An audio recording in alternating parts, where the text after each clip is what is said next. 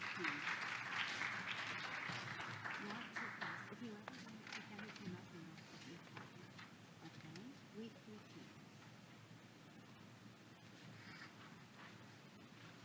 13.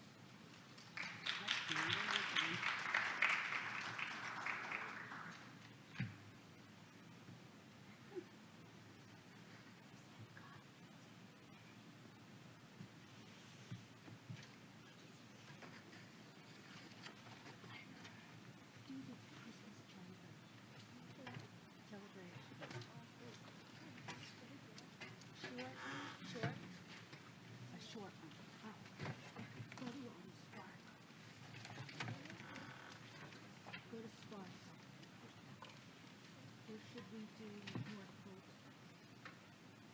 Express. Let's do Express. That's all right. Norfolk Express. Norfolk. You want to stand up?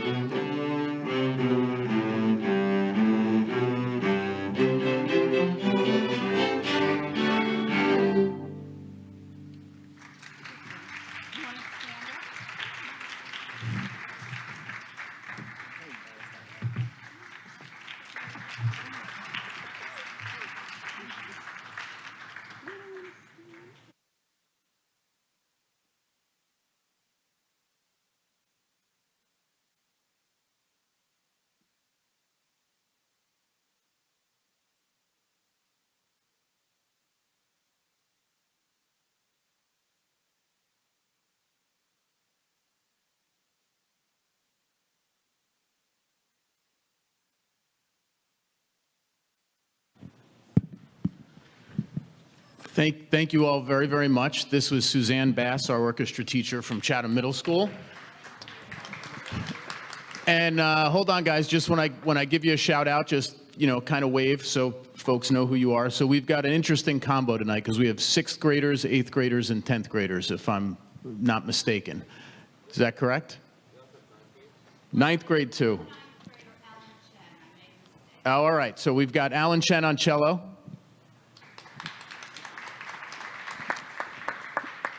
Stacy Kim on violin. Caitlin Moy on cello. Sana Gupta on viola.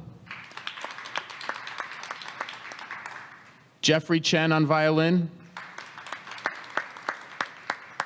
And Shirley Nee on violin. And then we have the trifecta siblings here, 3 of them. We have Sabrina Wang on violin, Jackson Wang on cello, and the youngest of them, grade 6, Christina Wang on violin. Thank you guys very much for playing for us tonight. Great job.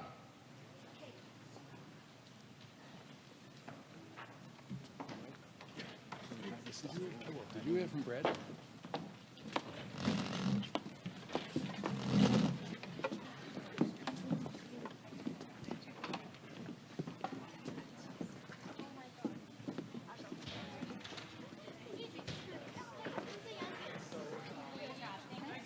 Have a great day.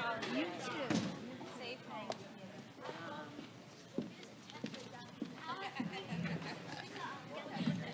you. so great.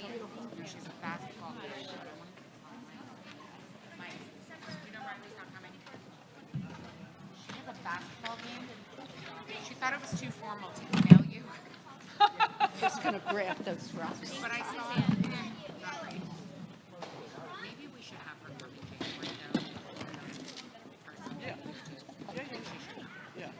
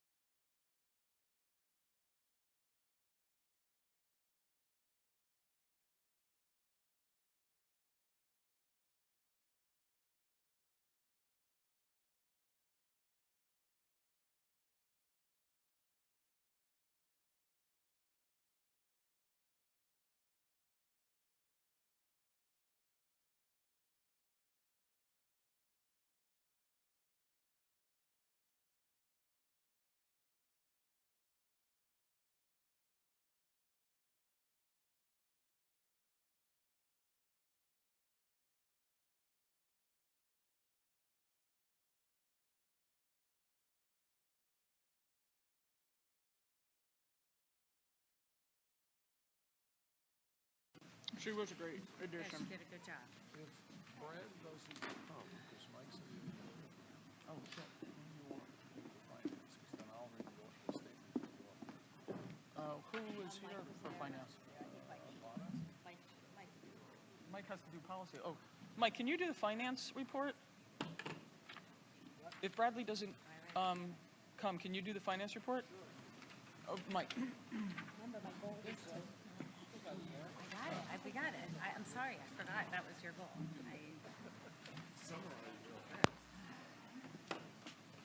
Yes, please do. It's already 7:45.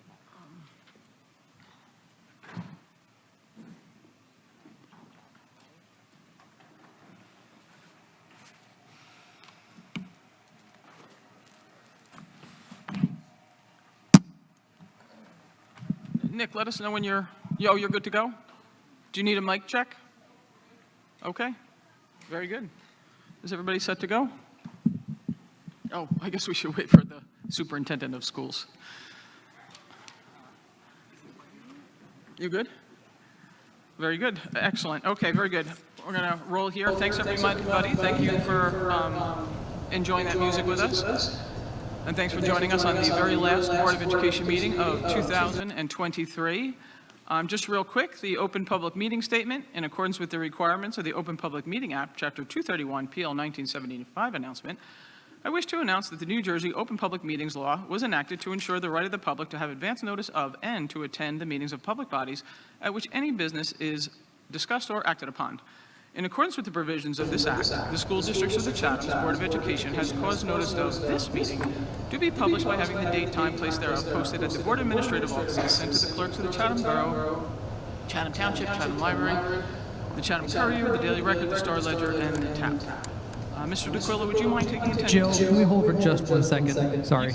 You said you were ready. You lied. The microphones are ready. The audio for the stream is a little weird right now. Oh, okay, very good. We'll talk amongst ourselves.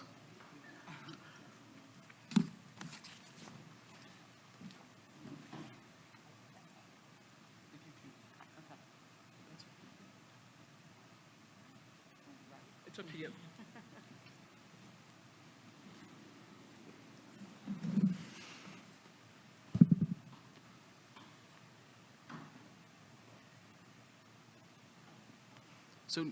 So nobody out in the airways heard my tantalizing reading of the PL 1975, Chapter 231 announcement? Apparently not. I could repeat it. It's that good. Ann said no. It's all good. It was, we can. Weren't we streaming the music out 2 minutes ago? Yeah. Great job, Suzanne. It was fantastic. The kids are so talented. For everything. I'm going to go home and beat my children now. I hope the audio is still broken. I know. Middle school concert tomorrow night? Excellent. What time, Suzanne? 6:30, very good. Thank you, Ms. Bass.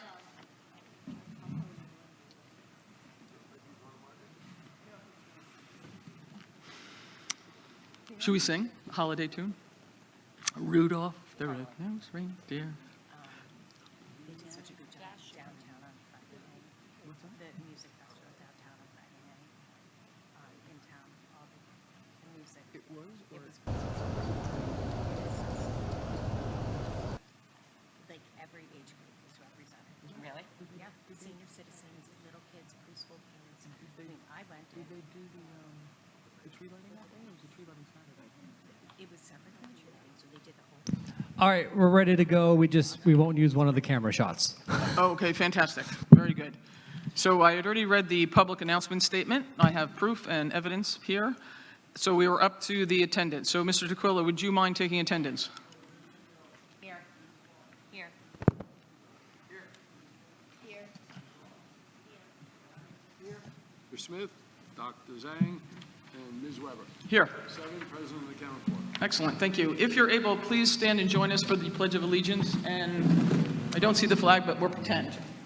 I pledge allegiance to the flag of the United States of America and to the republic for which it stands, one nation, under God, indivisible, with liberty and justice for all.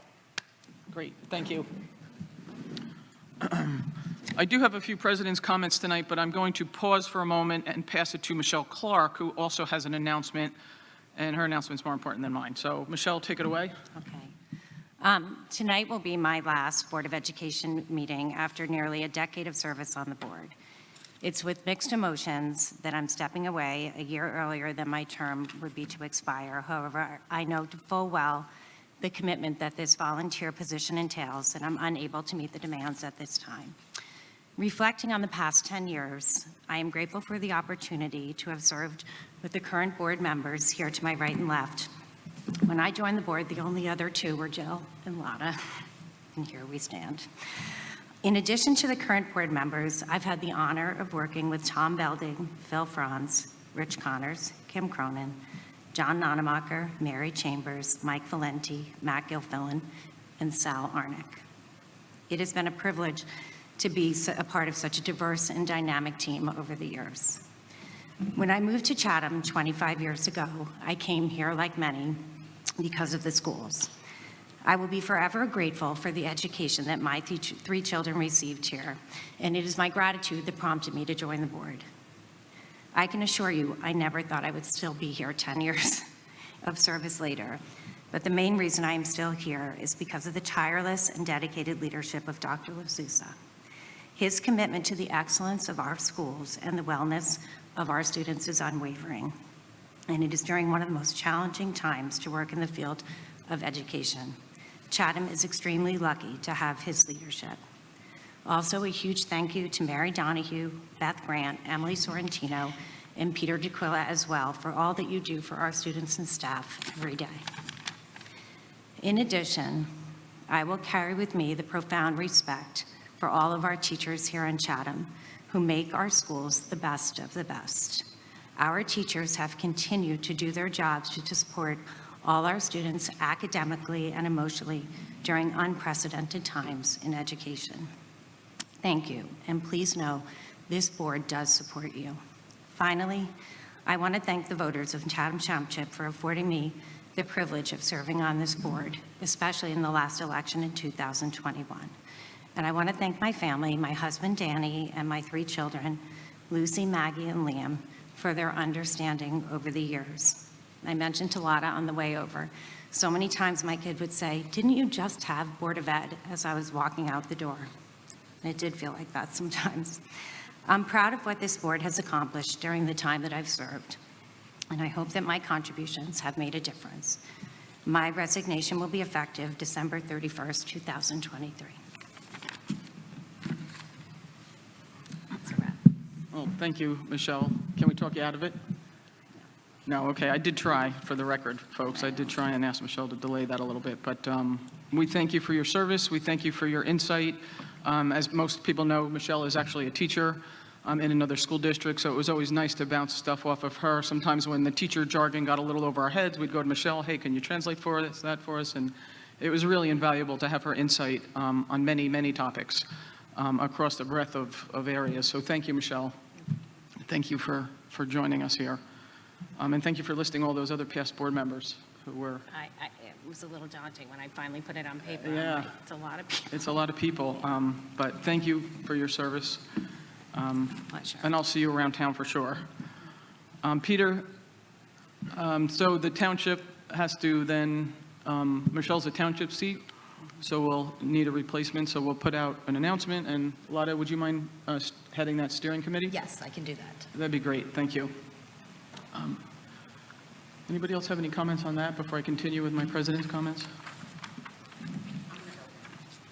You're going to vote now? Oh, It's not up for vote. Ann said no, no thank you. Thanks for playing.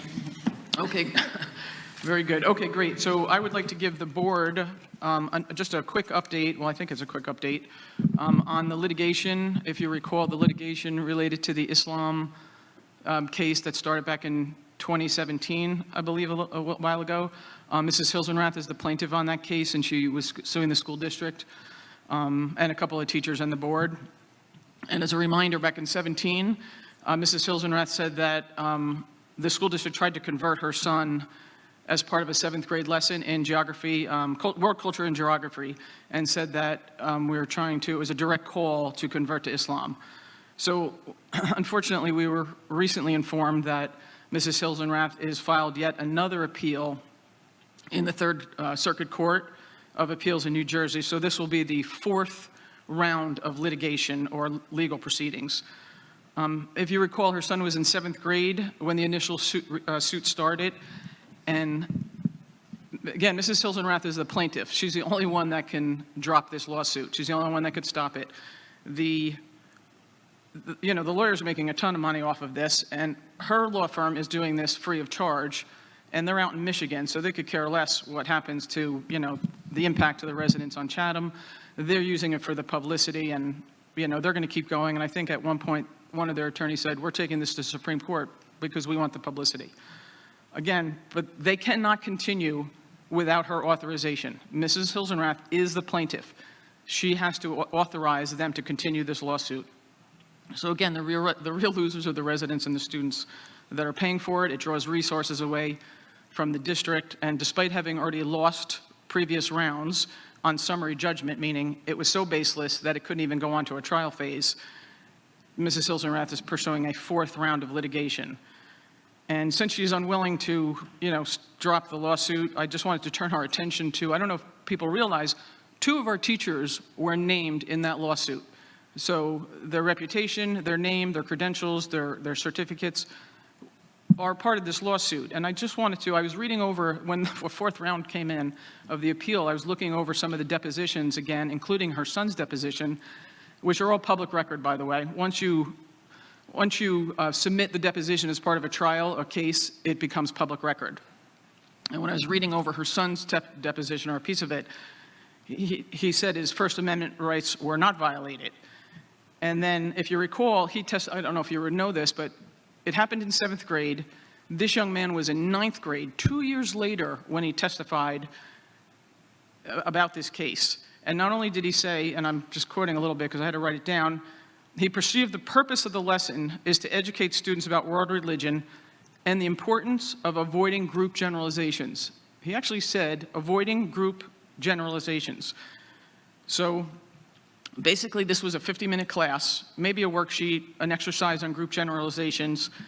And again, 2 years after this kid, I'm just trying to tell you how effective our teachers are. 2 years after this lesson, this kid recalls that his teachers included lessons not just on the geography, not just on expansionism, the predominant religions in a particular area. He remembers that there was a lesson on the importance of avoiding group generalizations. That's got to be real validation for our teachers. And again, he didn't arrive in 9th grade fully baked. It's a 13-year journey 7th grade and then 9th grade, he's recalling this. So how great that our students, they take our 7th grade class, this kid's now a sophomore in college, and him and his peers and all the kids in 7th grade, they're listening to the news on Israel, Gaza, the West Bank, Jordan, Egypt, Saudi Arabia, Russia, Ukraine, and they know to listen to the news, avoiding when they hear group generalizations, you know what, that's a red flag, let me think about that a minute. They're taught the importance of not only drawing their own conclusions, but also drawing conclusions from multiple sources and considering multiple perspectives. So just, again, how fortunate that our kids get teachers like that who had their lives turned upside down because of this lawsuit, and yet they still were able to deliver this lesson and continue to deliver these lessons to the kids. And just one quick quote from the Judge McNulty, who has heard this case a couple of times, and he'll get it back again. But in one of his opinions, he wrote that he was acutely aware that this is a public and not parochial education. Religion, however, is a fact about the world, and no study of geography and cultures is complete without it. And that's so true today, more than probably any time in our history anyway. So while it's a baseless litigation, I just wanted to take the opportunity to once again celebrate our teachers and our educators, not just the 2 teachers named, but all 2 or 3 teachers named, and their supervisors, but all of the teachers here in Chatham. And just so they know, we will continue to support their efforts. We have their back. I'm sorry that they're going to have to probably go through this again, but again, we thank you for your efforts, and we will continue to support all of our educators here in the district. So the board has been so informed on the 4th round of litigation. There's been no update. They have to file the appeal, and eventually we'll be told what the basis of the appeal is, but we don't know that at this point. I'm sure we'll see it as soon as it hits the papers. So that was my update there. Dr. LaSousa, did I miss anything in that summary? I don't think so. Okay, all right, very good. Well, onward and upward, and again, forget the lawsuit. Let's just celebrate our teachers and how great they are. So that was my report. I'm going to send it over to Dr. LaSousa for his superintendent's report. Thank you, Ms. Weber. Let me start by thanking you, Michelle, for the decade of service on the board. You're a wonderful board member, and you're a better person. And we're all better for the fact that you've served on the board for this long. Me personally, the entire community, and this is a loss for us, but we wish you all the best. And of course, we'll be around if you want to talk at any time. A couple of housekeeping items before we turn it over to Dr. Walker, who's with us. The first is just on behalf of the district, I'd like to thank the residents of the community for approving both ballot measures back in November. I won't get into the merits of them because we've discussed them at length, but suffice to say, we were really very pleased that we will have a little bit more flexibility to accomplish what we set out to accomplish. Peter will give more of a timeline on construction, but our goal is to have construction take place at all 6 schools this summer in terms of the security vestibules. And Beth Grant is leading the charge to move toward the provision of health benefits to some of our paraprofessional staff, which we are targeting for the spring as the start date. We're having ongoing meetings about that. I also have a bullet here about the calendar, this year's calendar, and when we adopted this year's calendar a year or a year and a half ago, whenever it might have been, we did not call for an early dismissal on the Friday before the break begins. That's next Friday, December 22nd. That was my fault, and I think we should, based on what every district is doing around us and the fact that we historically have always had an early dismissal on the day before the December break, I'm recommending that tonight you authorize updating the calendar to reflect an early dismissal next Friday, December 22nd. And then the last item for me is that every year around this time, as you know, we call in the principals at the middle school and the high school if there are any changes to their programs of study. We don't have any changes slated for the middle school, in part because we're anticipating more change the following year, and so we're leaving things be as we head into the 24-25 school year. But we have a few new courses that Dr. Walker is proposing for the high school. So he's with us tonight, and if we can all head into the seats, he's going to just give us a brief overview of them. Thank you. Men's room was over there, I presume that is. Do you have your key?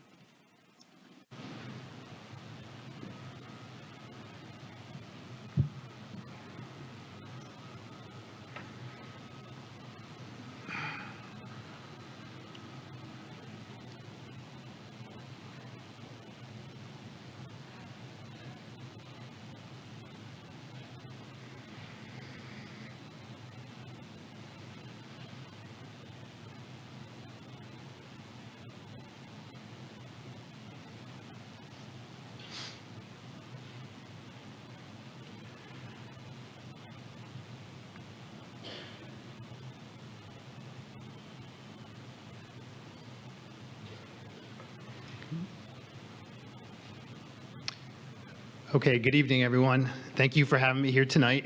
I'm here to discuss some proposed new courses for next school year. Just to give you an idea on how these come to be, every year right around the beginning of school, I put out to the teachers and the supervisors to start thinking about any courses that they may want to consider bringing into the next calendar year. The teachers typically are the ones that start to brainstorm these ideas and present options. They work collaboratively with their supervisors, and then they touch base with me to start talking them through. We went through some iterations of this conversation this school year. And tonight, I'm going to be presenting 3 new elective courses that are being proposed for the high school. So just to give some history on our elective courses before I provide these, electives, a majority of our electives fall in 2 graduation content areas: fine and performing arts, which would be our music, art, theater courses, and then 21st century skills, which are design, technology, business, family, consumer science courses to that, like that. But we also have elective courses within our core content areas, in each core content area, and the ones that I'm going to be proposing tonight fall in the core content areas. At the high school, we really believe that elective courses are a really important part of our program, especially our semester electives. We have a number of advanced placement courses that fit the category of electives. But our semester electives are a little bit more accessible. They don't have the demand or the rigor of an AP course, and they provide really great opportunities for our students for a number of reasons. Number one is it gives students a chance to really explore something that they think they're interested in, maybe something they're interested in exploring after high school and college, or maybe just something that motivates them to learn something more about. We set up our elective courses, many of them in half-year increments, semester courses, and that allows students to be able to take a chance, explore something, take a risk, and experience it for a semester. And many times these semester courses have follow-up courses that does allow them to continue in that sequence. But the real spirit of electives in high school is to get exposure to various courses. There's a lot of research on the value of this. I quoted some of them up here from the National Center of Education Statistics, as well as from various psychological studies on how electives promote things like critical thinking, a sense of autonomy by having choice, and being able to follow something you're interested in, exploring careers and creativity, etc. So having said that, the first elective that I wanted to present tonight falls within our science department, and it is being proposed to be titled Applied Health Sciences. And the focus of this course is on exercise, physiology, kinesthesiology. It came from teachers within our department. It was based on some research that health science majors has become a growing popular major for students who are leaving Chatham High School. In the last 2 years, we have identified about 60 students who chose to enter college with a health sciences type major. So these could be students that are interested in medicine, nursing, physical therapy, courses like that. So it fits within our biology department, but it's definitely an applied science course. We did have a course that used to run here titled Exercise Physiology. So this is sort of a growth of that course and focuses a little bit more on the physiology side of things. It would be a course that is a semester course. It would be available for grades 11 and 12, primarily taught at the A level, so a fairly accessible class. And it would be a 3-credit class because it would be a lab science class. All of our science classes are lab classes, so there is a lab period in every 4-day rotation. This would be included. And the prerequisites would be biology and chemistry, which would open this course up for juniors and seniors. The course could be paired with another elective to make a full year class, like a course that would pair really well with this is anatomy and physiology. And as I get a couple slides forward, I'll show you a chart of the courses available within the whole department. The second course is also in our science department. It comes from our teachers in our environmental science program, and it is a course titled Horticultural and Agricultural Science. This course was brought up and designed by our teachers in that environmental science program. It was based on discussions, conversations with students based on student interest.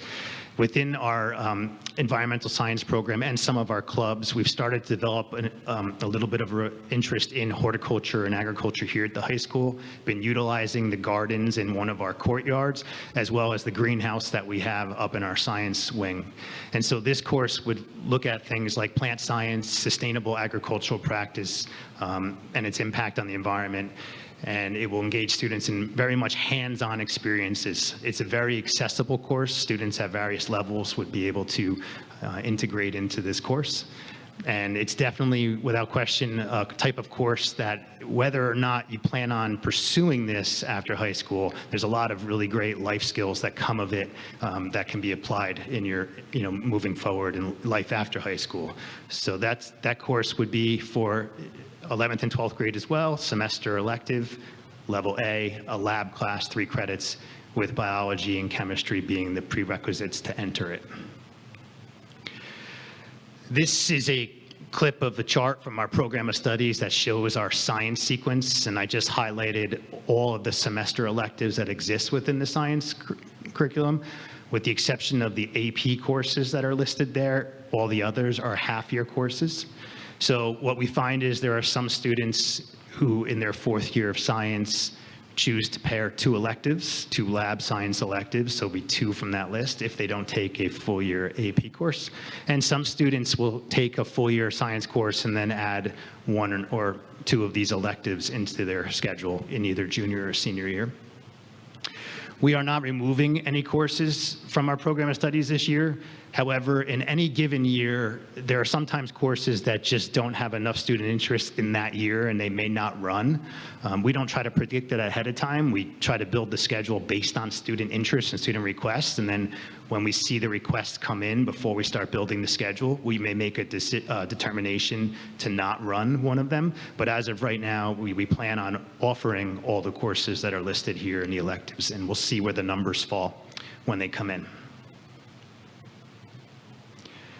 The last course that I'm going to speak about comes from our mathematics department, and this came from a couple of our mathematics teacher and our supervisor, and the course that they're proposing is titled Sports Analytics. And what this course is an entryway or introductory way into statistical sciences and statistics. And it's going to be introducing students to a variety of statistical measures and methods. And what they're going to be doing is using a data set from athletics and from sports to conduct that type of data analysis.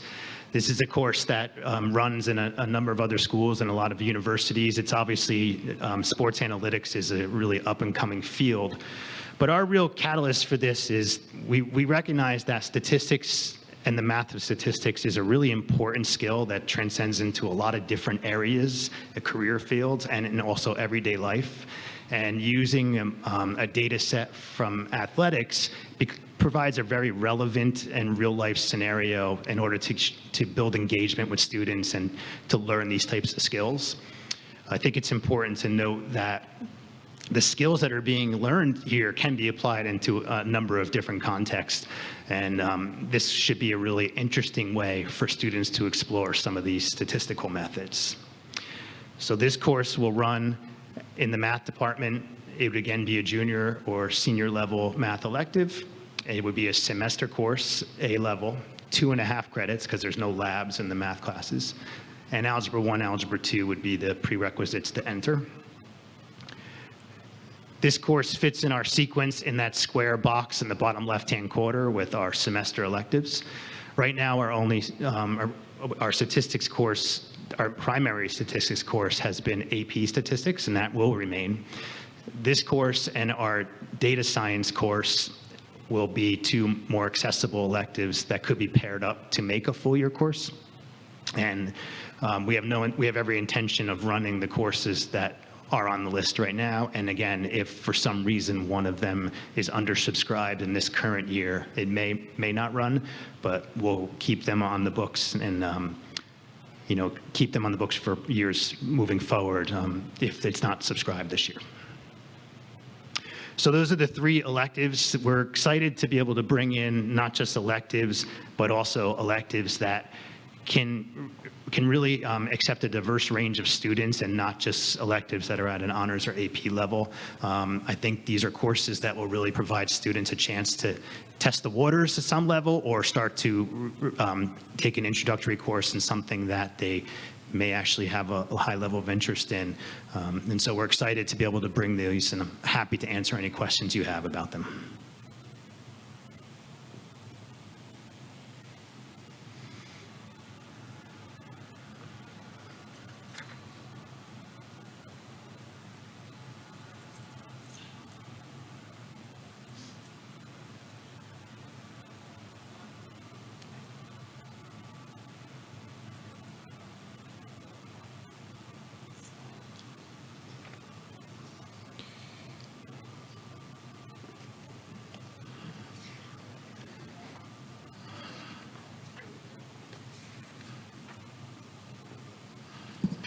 Oh, that's great. Thank you, Dr. Walker.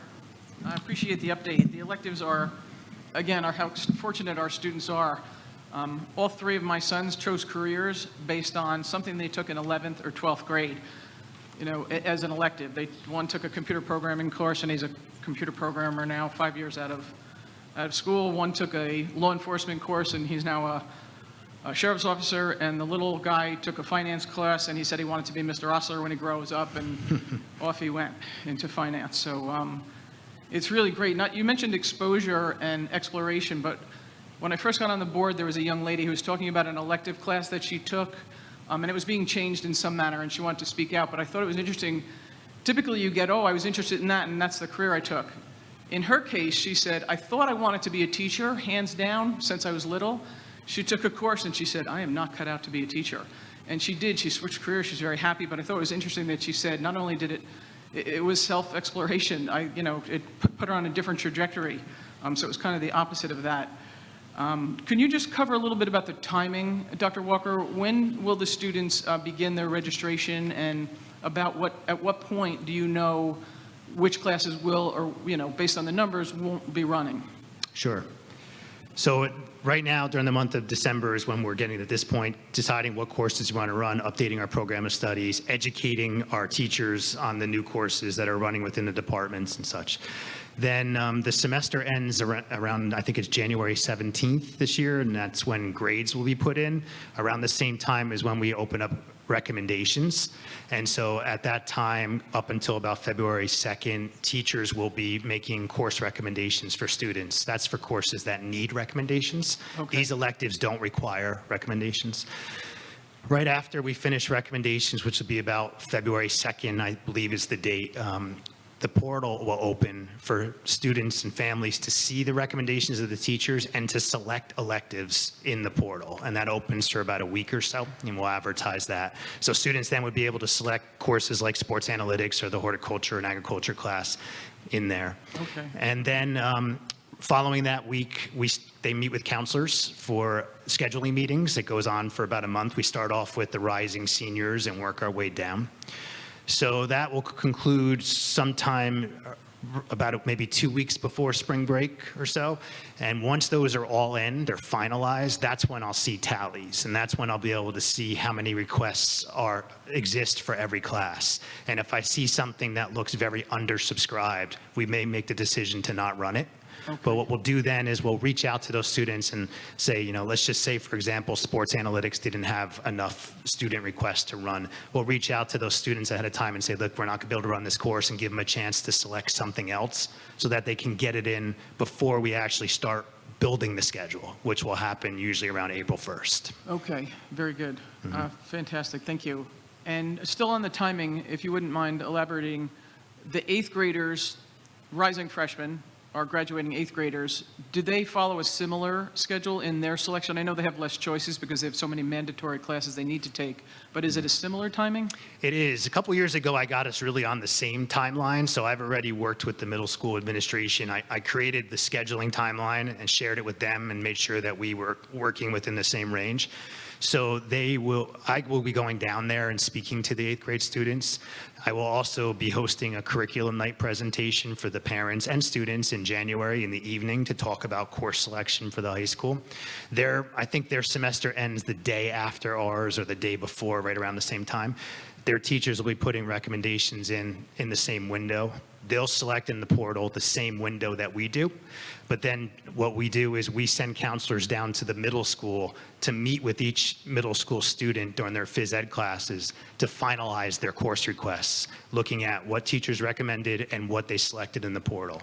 And then again, if for some reason there's a freshman elective or an elective that has freshmen in it that's not running, our counselors will reach out to those students and families in advance to make sure that that's okay. They do have less options. They only have 2 open periods. Yeah. And if they want a study hall, they really only have 1. But the good news for freshmen is that everything counts. Every course they take counts towards some graduation requirement. Okay, fantastic, great, thank you. And I wholeheartedly agree with you on your sports analytics comments that all of those skills apply to every possible, future job that they may have that doesn't even exist, whether it's manufacture or finance, medicine, science, construction, engineering. I work at Merrill Lynch, and we always say the answer's in the data. If we can analyze the data, we'll set patterns or show lack of patterns, but the answer's always in the data. So I think that's going to be a fantastic course. I hope the word sports doesn't, people that love sports may jump into it. The people that, not so thrilled about sports, but it's just a great life skill to have. And again, like you said, it transcends any theater, music, the data is so important to analyze. But I look forward to seeing which classes are oversubscribed and which ones maybe are undersubscribed. So I might ask Mike LaSousa to maybe follow back up with the board as to which ones, had garnished the most attention. So Absolutely.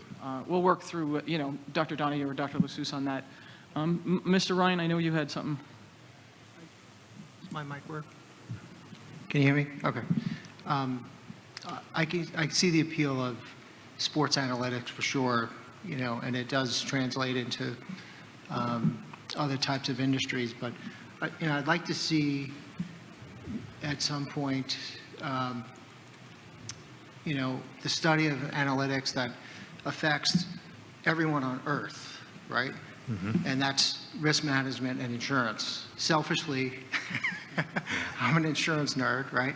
Yep. But at some point, we're going to have to figure out depreciation tables on life insurance contracts and loss ratios and combined ratios and deferrals and all kinds of insurance mechanisms that affect everyday life and the price that we pay for everything. Yeah. So sports analytics is a great course, but my view would be a more practical approach to that would be insurance risk management. You don't usually see that until you get to college when you start to study actuarial sciences. But if there's an opportunity to introduce that into the high school level, that might be something to look at as well. Thank you. Yeah, that's really interesting. Right now, I think our only real exposure to that is really more at the consumer level in our financial literacy class, where they look at insurance purchasing and things like that. The closest right now, in terms of looking at other types of data statistically, is our other elective, which is data science course. The difference between that and our sports analytics is that looks at really, really large data sets. So it looks at like population data sets to make decisions about where to buy a home, where do I want to live, where do I want to invest in, because I'm considering all the factors that go into that. And they look at the data in large amounts of data in that class. They also look at any bias that might exist in that data and try to really kind of dig into it. So it's a little bit getting that way in terms of measuring risk or investment in myself, and they do projects that way, but not as explicit as what you're referring to. So that's a great idea. Thank you. Thank you. Sports. Can you, Analytics. could you turn on Chris's mic? Insurance analytics does not sound as sexy as sports analytics to an 11th grader. I mean, it just doesn't. I mean, but I understand exactly Go where the you're money saying. is, Chris. What's that? I want the kids to go where the money is. Insurance companies employ every type of person you can imagine. I understand. And it's I not know going exactly away. what you're saying. Excellent. Does anybody else have questions or comments for Dr. Walker? I have a quick question. Can you hear me? Yes. Is there any way that students can provide feedback on what they perhaps would be interested in, or do you ever have any student groups or anyone approach you about a class that they would, like to see added? Yeah. So we have some forums for it. So some of the courses that come, the electives here, come from teachers talking to students in their content area and get some ideas. So that's where the health sciences course to come from, sports analytic. So whenever the teachers start to think of ideas, a lot of times it's because they've discussed it with students or they bring it to them. So that does happen. I do have a forum where I meet with students on a few times a year to our student advisory committee, and at times we bring up some ideas for new courses. There are absolutely students in our school that are forthcoming and will just reach out to us with some recommendations or ideas. So we don't have a formal process, but we have a few different avenues where we do receive interest from them.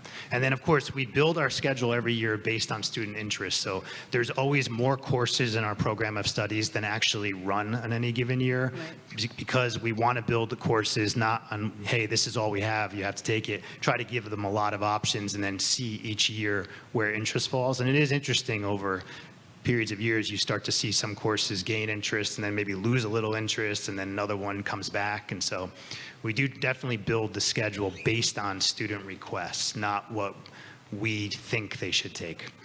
Thanks. Great. Excellent. Any other questions for Dr. Walker? No, this is fantastic. Thank you, Doug. I appreciate you providing that update. And You're welcome. Again, don't feel the need to stay. I know you're in your 18th hour of your day, so if you need to, just sneak out the back. Nobody will know. No problem. So thank you very much, Dr. Walker. Thank you. Dr. D'Souza, back to you. Just one other item from me before we get a little further on in the reports, and that is that this board meeting is not only Michelle Clark's final board meeting, but it's Riley Drewhutt's final board meeting. If you recall, our student rep on the board, the term runs on the calendar year, and our aim is to have a junior begin and then to wrap up by the second half of their senior year. So Riley, of course, she couldn't be here tonight. She had a conflict, but she's done such a terrific job inaugurating this position with us. And I'm sure all of you would agree that she's been just a pleasure to have join us each board meeting. Dr. Walker has worked with his team, and they put out a call to students who were interested in replacing Riley, and ultimately they have selected a superstar student, from what I understand. Her name is Ahana, and Doug told me she would be here in the audience tonight, and I only see one student, so I suspect that that's her to your right if you look out. And Ahana, I told Dr. Walker that I was going to try to catch up with you this week or next week just to connect and give you the lowdown on what to expect, but we didn't get a chance to do that yet. So I'll be shooting you an email at some point soon, and we can talk, and then at the next meeting in January, you can be up here on stage, and we'll all welcome you. Excellent. Thank you.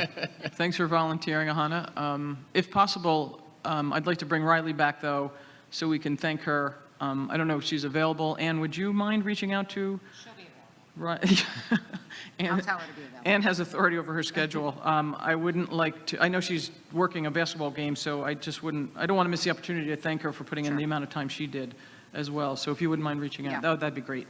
I'll take care of it. And Hannah, we'll see you at the next meeting for sure. Thank you for volunteering. Dr. LaSusa, did you have anything else? That's it from me. That's it for you. Okay, fantastic. We're going to send it right over to Peter then. Business Administrator report?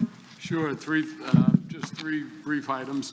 One, since our last board meeting, the election results became official, and obviously I'll beat the dead horse to death that both second questions were affirmed by the voters, so thank you very much. And the voters also put their trust in re-elected to the board Jill Weber, Mike Ryan, and Bradley Smith, each for a 3-year term. The audit for fiscal year 2022-23 was completed by the auditors.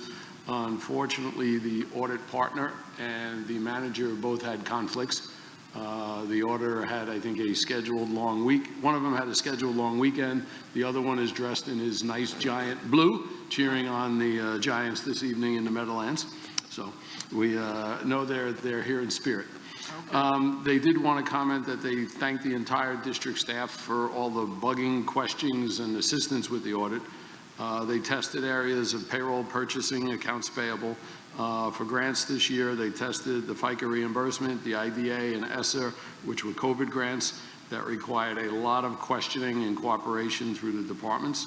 They spent a great deal of time on the audit, and it does take a lot of effort from the staff, so they thank the entire business staff and district staff.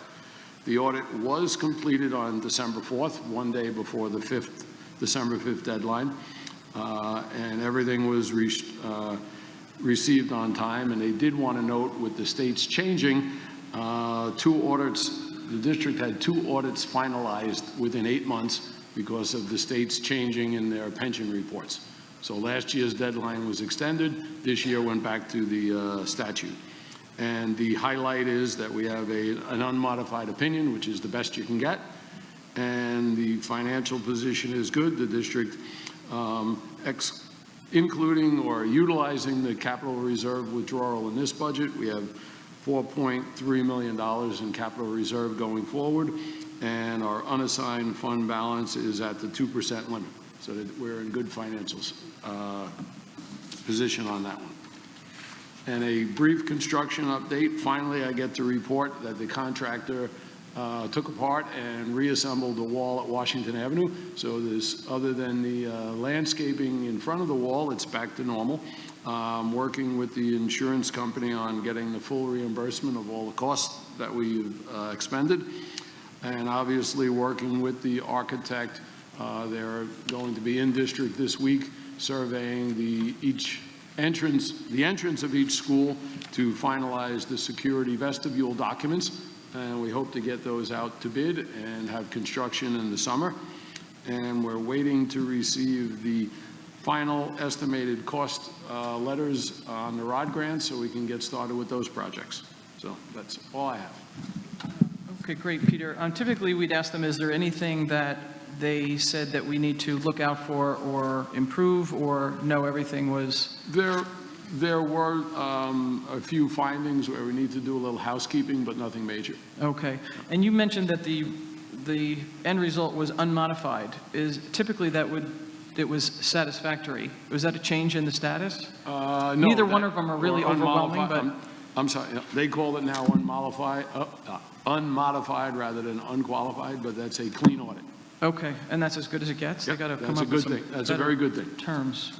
Okay, I'm very underwhelmed by that. I was just curious if there was a change in how they report it, because typically they'd say you have satisfactory, and that's as good as it gets. But that's fine, as long as we're in good standing.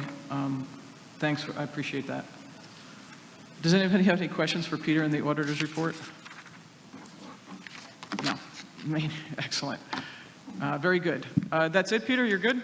I'm good. Okay, and now typically we'd have our student liaison report something out, but I'm going to ask Dr. LaSusa, I'm going to call an audible here. And Mike, can you just give a quick update on the students that went to the White House? Yeah, Dr. Walker can probably do a better job Oh, that'd be great. than I can, since I know he got home at 1:30 in the morning on Friday. Oh, I'm glad Doug's still And here. he's hustling here. If you trip, we're not liable. The cameras aren't that way. Thank you, Doug, for staying. Can you turn on Doug's mic? There we go. It was one of the best trips, school trips I've ever been on in my 20-plus years in education. It really was an amazing, amazing trip. The students did such a profound job performing.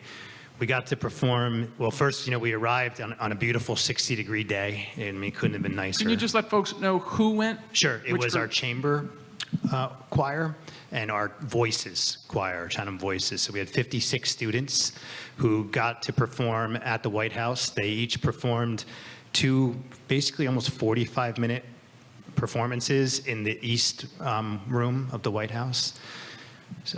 And so the voices went first and the chamber choir went second.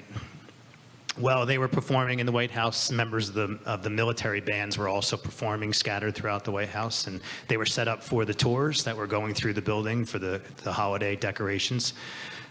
We got there on a 60-degree day. We were able to actually do a little bit of walking tour through D.C. and then made our way over to the White House. We were staged inside of the White House movie theater. We got to stand in the east wing of the White House. I was standing right next to a picture of George Washington that was rescued from the White House when it burnt down in 1812, right next to me. Wow. We got a tour of the building, got to see all the rooms. The students got to have that full guided tour. And then we made our way out. So it was a long day. We left here about 10:30 in the morning. We got back about a little after midnight, maybe almost 12:30. The students' performances were just astounding. They always blow me away when I get to hear them in any forum. Seeing them perform in the White House to that crowd was just really something special. That's amazing. That's so cool for them. And Ahana was there, our student rep. She was one of the performers. Oh, very cool. I should have asked Ahana how it went. Was everybody excited, Ahana? The kids, the students? You looked fantastic. I saw the pictures. It looked like what a great opportunity. And of course, Mr. Bryson was, headed up, and he applied, correct? Yeah, Mr. Bryson had applied for us to be considered for that, or his students to be considered for that, and they were selected. And it's my understanding they select performance groups from around the country to perform on different days throughout the season. So we were the only one for that day. And Mr. Bryson just does such an amazing job in terms of not only getting our students these types of opportunities, but orchestrating it, getting it managed, managing the whole process. There's always curveballs that come along the way, and he just pulls it off every time. And I know his students are so appreciative of it, as am I. Sure. Oh, that's fantastic. Yeah. Oh, thank you. So, Ahana, for your first assignment, next meeting on the 8th, I want you to give a little update on your impression of your White House tour and your experience at the White House. So, just to give you a heads up, I hate to give you homework, but you can wing it. You don't have to write anything down. Just let us know what your thoughts. But thank you, Doug, for sharing that. I just wanted to make sure everybody knew that our kids were, performing at the White House. They got to hang out in the White House. I mean, hang out in the East Room, the music, not too many people say they're going to be able to see the White House movie theater. No. Yeah. So that's fantastic. Thank you very much. You're welcome. Joe, can I just add on? Oh, sure. Go ahead, Michelle. I saw Mike Ryan on Friday, and I don't know if any other board members went to the Night of Music down in town. It was really an amazing event that Lauren Spooner should get a lot of credit for pulling it off, and just how it was like the perfect weather and the merchant, people were out at their stores. There was all ages, senior citizens down to preschoolers. And the layout was perfect, how they kind of just coordinated where the events would be. And it was just a great community building event. And it really made me so proud of our students and just really proud of our town and where we live and how everybody just comes together and we're able to celebrate the holidays together. And I hope that this is something that will continue. And I know it is a lot of work. So I appreciate whoever pulled up their sleeves to do it. It was well attended and a great event. Excellent. Thank you. Mike? Yeah, that's one of the victories out of the pandemic. We have take the victories where they come, but we weren't able to perform inside that one year. And the performing arts boosters had this idea to do something downtown at the gazebo and along Main Street. And it's really blossomed into something that hopefully will continue for a long time because it's a great night. Dr. Donahue was there touring Main Street while Dr. Walker was in the White House. I don't know, Mary, I thought you could pull rank on that one, but you got to be downtown. Excellent, great. Thank you, Michelle, for that. Do we have any committee reports? Personnel, Mr. Corelli? Yes, we met on December 6th. We talked about the status of the contract negotiations and some personnel matters and paraprofessionals. And we are meeting again on January 10th. January 10th, great. Thank you. Does anybody have any questions for Ann? Excellent. Ms. Ross, curriculum? The curriculum committee also met on December 6th. Dr. Walker walked us through the new proposed classes that you just heard about in the presentation. And then we discussed revisions to the curriculum that have occurred since the beginning of the year. You might remember at the last meeting, I gave a recap of changes in social studies to include more time to review the last 50 years of U.S. history. Other curriculum adjustments have been mild. American Sign Language 4, which is a class taken predominantly by high school seniors, added a new novel as a supplemental read. It's called Train Go Sorry to experience. It's a book to, talks about what it's like to experience education as a deaf person. In visual and performing arts, there were updates to curriculum for graphic design, ceramics, and drawing classes. In ELA, ninth grade saw a few new titles added to the book club unit where students can choose the book they'd like to read, and the additions just reflect the need for more contemporary fiction works that were published in the last 5 to 10 years. Anybody who would like to see more info, I remind you that all the curriculum profiles are on the district website. No real changes for math, science, or world languages. And then lastly, new standards are going into effect in September for report cards for grades K through 5. So work's going to begin on that on the technology and the supervisor level to prepare for those changes. And I believe our next meeting is also the 10th or the 8th. I apologize, I don't know exactly which, but early January. That's it. Oh, great. Thank you, Susan. Does anybody have any questions for Susan or Dr. Donahue on any of those? Great, fantastic. In Mr. Smith's absence, Mr. Ryan, would you mind doing the finance and facilities report? Sure. Finance and Facilities met on November 29th. Lots of topics. First topic was the ballot proposals. Obviously, those passed, and we were very happy about that. Thank you again to the community for that. Mr. DeQuila reported that the architect has started work on the needed documents to plan for the construction of the vestibules. And we also discussed plans to convert the part-time paras to full-time paras. ROD grant funding, the Department of Education approved the projects totaling $1.3 million, which is 40% of the funding of 1.749. The preliminary estimate cost letters have been received. We're waiting for the final estimated cost letters, which should be issued in the next 30 days. After we receive those, we can, the business office can start to issue purchase orders. And we expect those the first 2 weeks of December. Okay. High school, Chatham High School field improvements. Dr. LaSousa and Mr. DeQuila reported they met with 3 reps from the Chatham Youth Baseball Club to discuss improving the outfield and leveling the surface and potential models for the baseball group to defer some of the costs of that were also discussed. It hasn't been finalized yet, but they were talking through those options. And also, Dr. LaSousa reported that he has a transition idea for the 24-25 school year, whereby potentially we would move 3 classes of 4th grade students to Lafayette School. The proposal would be 1 class at MAS, 1 class at Washington, and 2 sections, at Southern Boulevard. To move into Lafayette in the upcoming school year, which would free up additional space for full-day kindergarten for the 24-25 school year. Okay, great. Those Dr. LaSousa can comment more on that, but proposal at this point. Logistics have to be worked out for that to happen. Okay, great. And thank you again for mentioning the ballot questions that passed resoundingly. So it's nice to know that those were validated by the residents. Yes. I know, Dr. LaSousa, you mentioned it. I just want to repeat how thankful we are that, Yeah. we weren't totally out in left field there. Or at least 2/3 of the voters didn't think we were in left. Maximum flexibility Yeah. to do lots of things that we've been talking about. Right. Excellent. Very good. Thank you, Mr. Ryan. I appreciate it.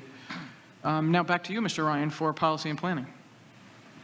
Yes, policy and planning also met on November 29th.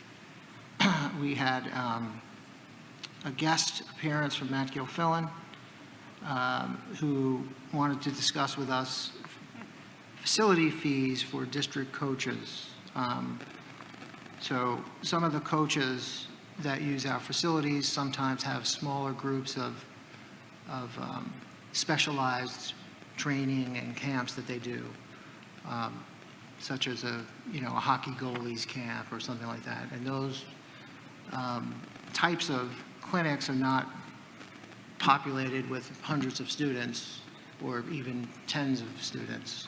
And the facility use fees that we're currently charging are not economical for those smaller groups. So Mr. Gilfillan, representing some of these groups, asked us to consider what we can do in terms of facility use fees for smaller groups. And the committee basically said that, it's really up to the business administrator. Mr. DeQuilla could decide those fees on a case-by-case basis. The NJSBA policies are 98% reviewed, and we'll start adopting entire series of those policies beginning on January 8th. And we also discussed student recognition at graduation ceremony. The committee supported not doing additional recognitions at graduation ceremonies for students that participate in activities that are not affiliated with the district, Okay. On that one policy thing. such as Boy Scouts Oh, and okay. things like that. Yeah. Oh, got it. Okay. I'm sorry if I missed it, a little slow on the uptake here, but the folks that want to renegotiate the fee for the smaller groups, are they Chatham, like resident small groups, or these are they They're for coaches, are they they're Chatham coaches uh-huh that have separate clinics for-profit smaller- clinics? Yeah, they could be, I guess. Okay. But that's not, the point is that the facility fee, let's say the facility fee is $200 and you only have 3 participants in the clinic. Okay. It doesn't make sense to have that clinic if the fees are so high. Right. So we left it up to the business administration office to decide what those fees might be if he chooses to reduce those fees. Got it. Okay. Thank you. In the past, I know But these Mr. are not outside groups. These are Chatham employees, Chatham coaches Okay. that are running these clinics. Chatham, Like the Chatham students, or do they open it to, No, coaches, full-time coaches in Chatham. Okay. What, Chris? I'm sorry. He's talking about smaller groups. It's, they could have they have larger groups of kids who they're not looking to get rid of the money for that. They're looking, they want to, if they're having smaller groups for smaller kids, that's what they're looking Right, for. are they high school coaches? Like, who are Yes, these coaches? like, for example, For high school kids, for just as an example, whatever grade kids. if the high school football coach, the special teams coach, wanted to have a clinic in the summer to teach field goal kicking, he's going to have 3 people there, or 4, right? So it doesn't make sense to charge the full facility fee in that example. That's what some people are proposing. Okay.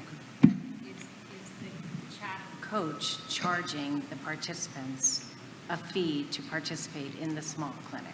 Yes. Yes. So the coach is,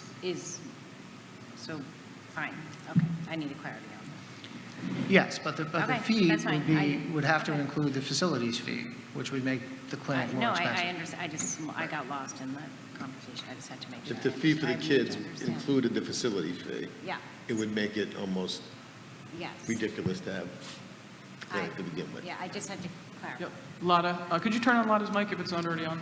So are you are you creating a scale, like under 5 students this, under 10 students No, the this? committee- How are you, Committee didn't want to create a scale for all instances that we can possibly consider. say again, I'm Leaving- sorry? The committee did not want to create that type of scale. We just basically said, let's leave it up to the business administration office. They can decide on a case-by-case basis if the fee needs to be reduced in a particular circumstance. And would it also apply to non-athletic programs, if someone was running a art school or something like that? Potentially, we would leave that up to the business administration office as well. Okay. Yeah, I guess I just want to make sure that This there's particular equity across meeting was about programs. sports. What's This, that? this particular meeting was about sports coaches, but theoretically, it could apply to Yeah. almost anyone if they want to make a case that the facilities fee should be reduced for some reason. The business administration office has the ability to consider that. Okay. So is the fee reduced by a certain amount, or is that at the discretion of the business administrators too? It's at the discretion of the business administrator right now, yes. Well, I just want to make sure that we don't get into any situation that people are getting preferential treatments. I don't even know how many of these situations we have, I but, have no idea. yeah. Yeah, the request was basically to reduce fees for all district staff, which the committee did not think appropriate, that there are established fees, whatever they may be, because they depend on the gym versus the field versus grass field versus artificial turf. And the committee basically left off that if there is some special request, there's some unusual circumstance, it's always possible for the person requesting the facility to inform the business office that this is unusual for X, Y, and Z reason, and then we can make a determination on a special case basis. We shared that we really have not had any requests like that. We have coaches who run camps or clinics, predominantly for younger students who are coming up through the program. We did talk about the fact that we have music teachers and we have art teachers and others who may utilize our facilities. We require insurance from them. They have to show a certain amount of insurance coverage, and they complete the facilities request and request form, and then how much they're charged depends in part on what they're using and when, because of custodial overtime and so forth. So the committee basically said, anyone has the right to make a special appeal for a special case, and then we'll make a determination when we actually see one, because we've never gotten one before. Okay. Correct. I just want to be careful that we don't get into a slippery slope where we're, cutting the rate for one group and not another, and let's just keep track that we don't. I mean, we had a situation years back where, we allowed our facilities to be used by one individual, and then they made it this enormous business and opened it up to, everybody else, and they had requested, oh, it's just Chatham kids. Well, you're making a boatload of money off our Chatham kids, so just keep an eye on it. Does Peter, the business administrator, just send you a note, or just, hey, we got this one request? How will that work? He would do that through Dr. LaSousa, and if it warrants discussion with the policy committee, we would add that to an agenda. Okay, great. Okay, great. Thanks for the clarification. I appreciate it. Does anybody else have any questions? I know that was a nit in your report. It just, we had run into trouble before, so I just want to make sure we stay on the straight and narrow and don't favor one group over another. The truth is, we have people outside of town that use our facilities. They just pop up at Cougar Field and they run a quick goalie clinic or something, and we don't even know that they're there, and then they're there for an hour. And Yeah, those people are not, we wouldn't consider that for those people. We're specifically talking about Chatham personnel and Chatham coaches. Right. Or other educators. Yeah. Well, those people don't even ask permission. They just use the field, and, unless you roll by, you don't even know about it. Great. Thank you, Mr. Ryan, for both those reports. Does anybody have any liaison reports? Ms. Ross? Good news from CEF. Since their last board meeting, they approved 4 new grants totaling $19,000, and I'll give a quick overview. The first is for $4,750 for the District Choral Festival, which has been going on for 2 years, so this will be for 2024 and includes Lafayette Middle School and the high school. The second grant is for Lafayette for $1,400 for Reflex Math, which is for BSI students to assist in math fact fluency. The third is Hands-On Science for the Washington Avenue School for $1,382 for kits designed to incorporate more STEM-based practices into the science curriculum. And then finally, for the middle school, a grant in the amount of $11,823 for world languages, specifically to enhance students' understanding of Chinese character structures. That's it. Oh, excellent. And for the borough, and I'm just going to jump in here. Last week they had the tree lighting, which was super well attended. It was a beautiful night. And last night I attended the menorah lighting, which had to be moved inside to Borough Hall, and it was packed. Every seat was taken. People were standing. The kids were singing. It was pouring, and I thought attendance would be light, but it was great. It was the kids did an impromptu choir. It was fantastic. Steve Williams, the administrator, business administrator, got to light the ceremonial candle. A whole bunch of the council members were there, so it was really a great night in spite of the pouring rain. So I just want to thank the Borough Council there for putting on both of those events. Anybody else have any? Recreation? Yeah. There was a meeting on 10/17, which I wasn't at the last meeting, so there was another meeting since, so there was one last week. Got it. Major points, 7th, 8th grade ski club is back since it got lost during the pandemic. So that's back. Thing is, it's all filled now, so they're taking some apps, and if someone drops out, kids can drop in. So 7th, 8th grade ski club is back. My kids did it, or at least a couple of them did anyway. They loved it. It was a lot of fun. So if you're inclined to take your kid, not want to take your kid skiing and have them do it, go get it. The rec department runs it. Let's see, what else was there? Colony Courts pickleball. It's all lined for pickleball. Those who love the pickleball, I know lots of people love pickleball. Go get some. Let's see. There was a discussion on lighting at Lum, permanent lighting at Lum. They're seeking out a way, as opposed to having the stinky, kerosene lights or whatever bad lighting, smelly, loud.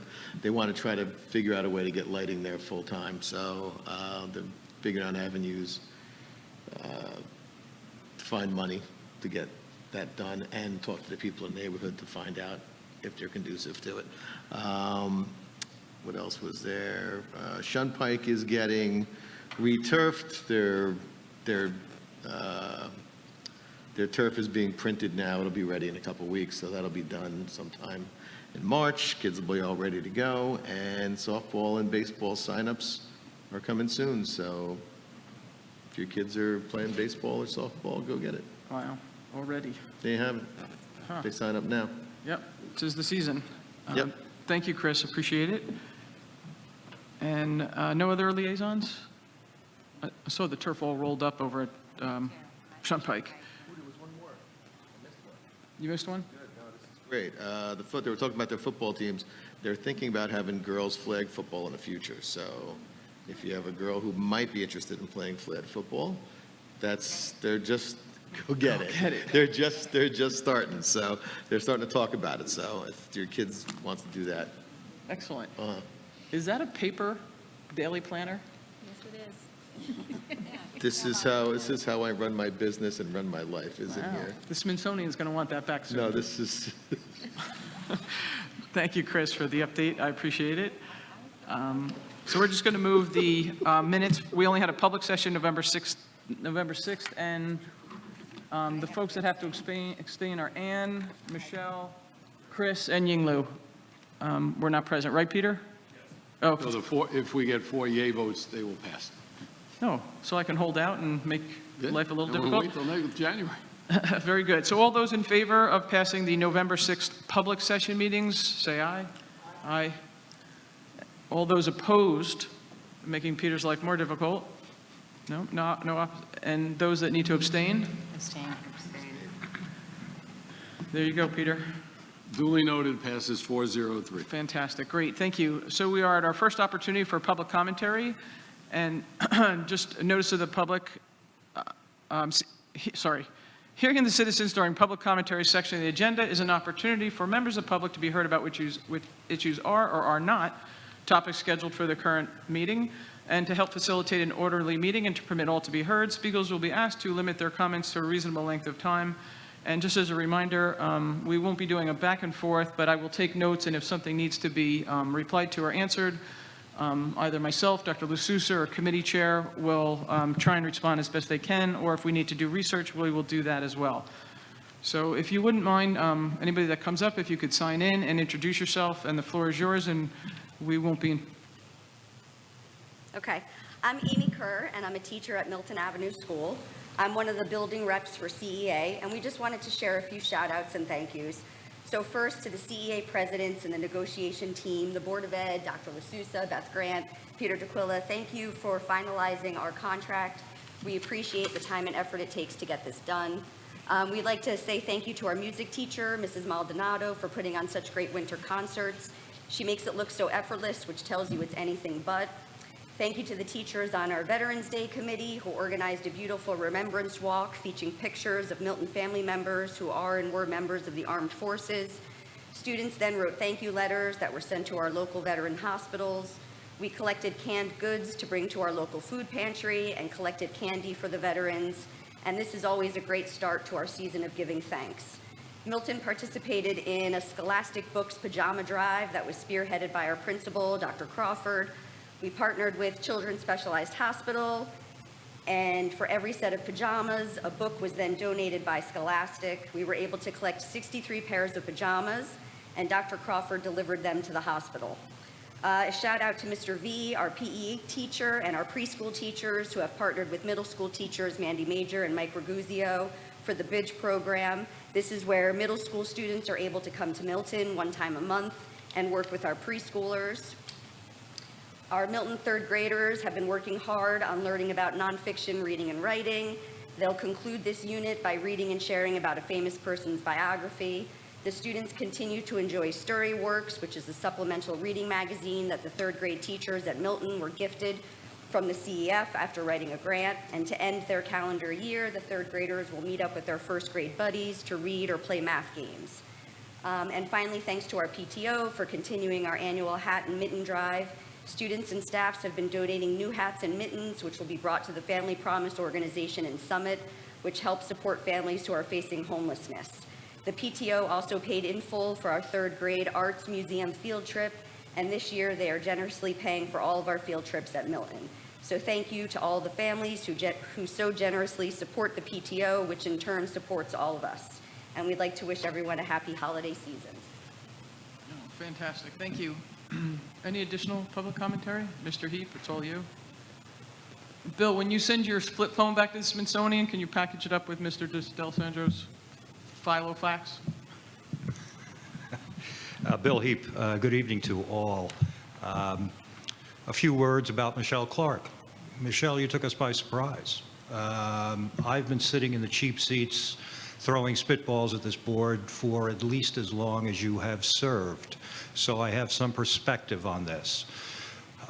We have plenty of people in town who know what they're entitled to, what their rights are. We have fewer people like you that know what your responsibilities are. This is a volunteer town.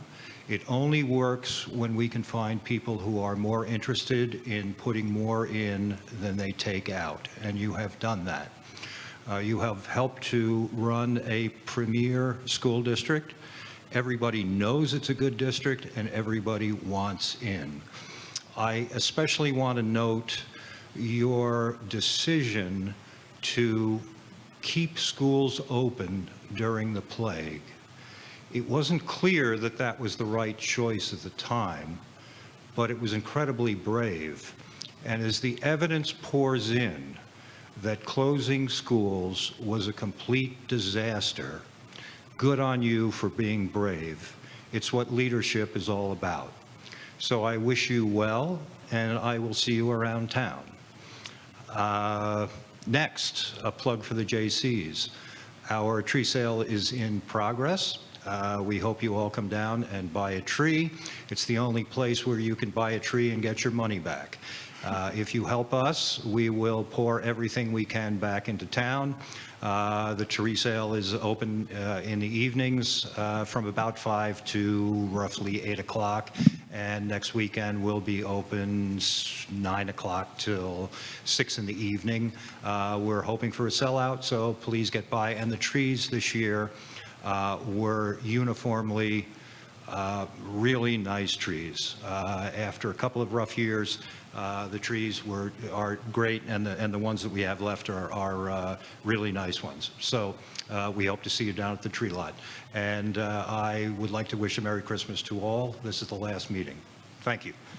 Thank you, Bill. Thank you for your kind words about Michelle. No additional comments? Thank you, Amy, for coming out, and all the other teachers. Amy, what's the temperature at Milton Avenue School with the little kids coming up on the holidays? They a little excited?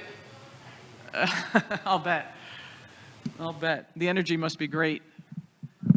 Oh, fantastic. Thank you all for coming out. I appreciate it. I know you also had a long day.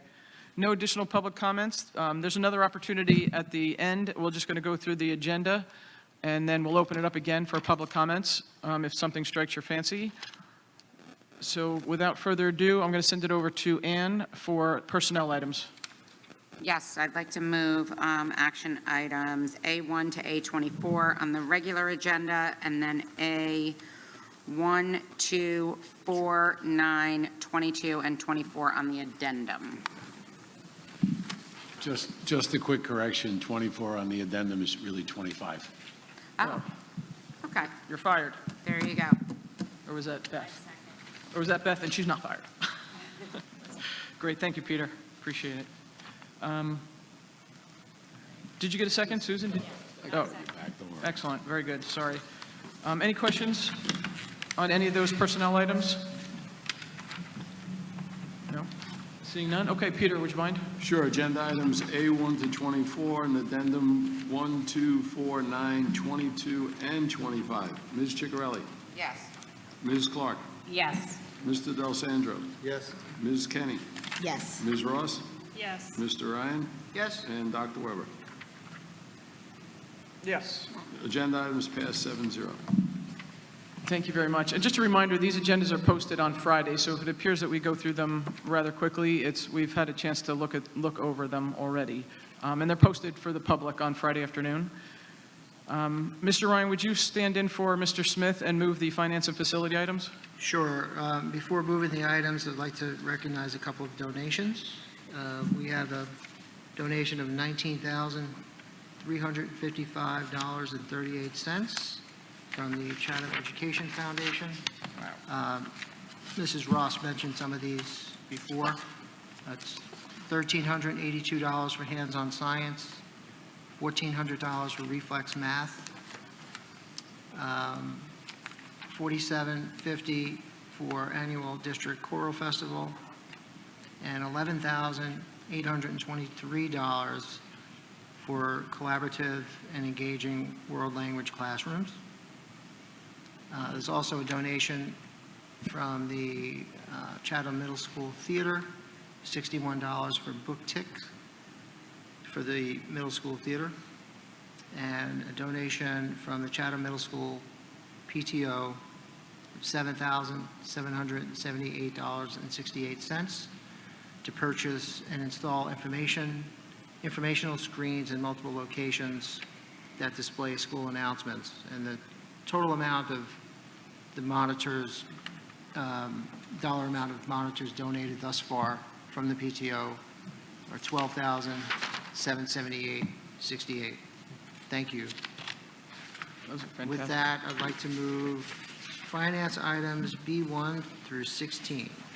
Second. That's great. Those are amazing donations. We really so much count on their support. So thank you, Mr. Ryan, for highlighting those.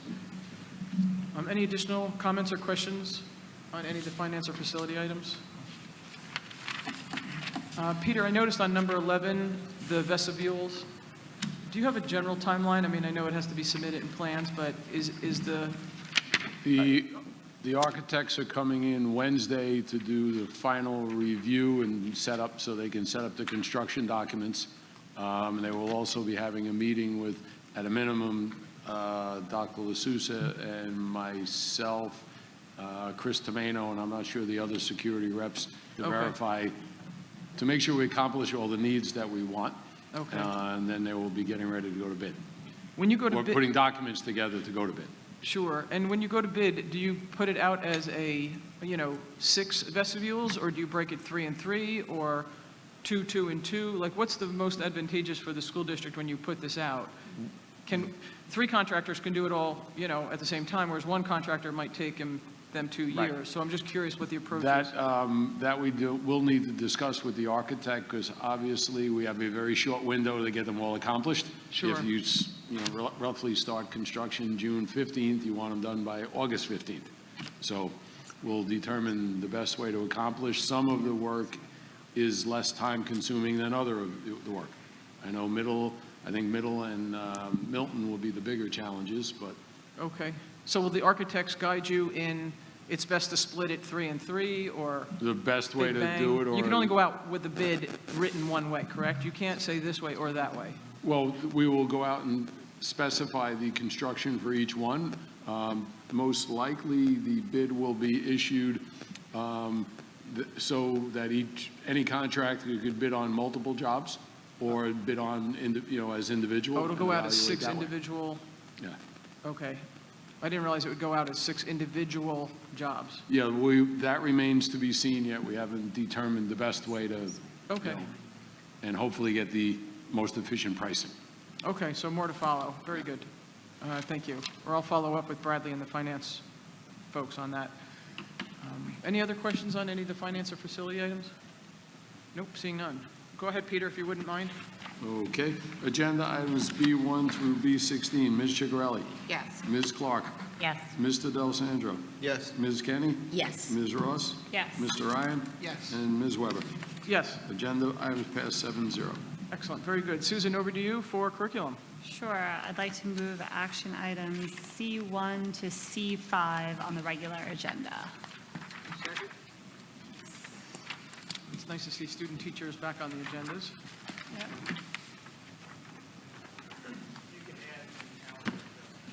Oh, and we're going to call an audible, Peter, on number 6. We're going to Yep. add the calendar adjustment, having an early dismissal on the 22nd of December. I don't know how we let that slip. Usually I don't let you get away with those. Okay, so number 6, we're just doing an audible on that one. Took that away, I was going to audible that in policy, but Oh, okay. Very good.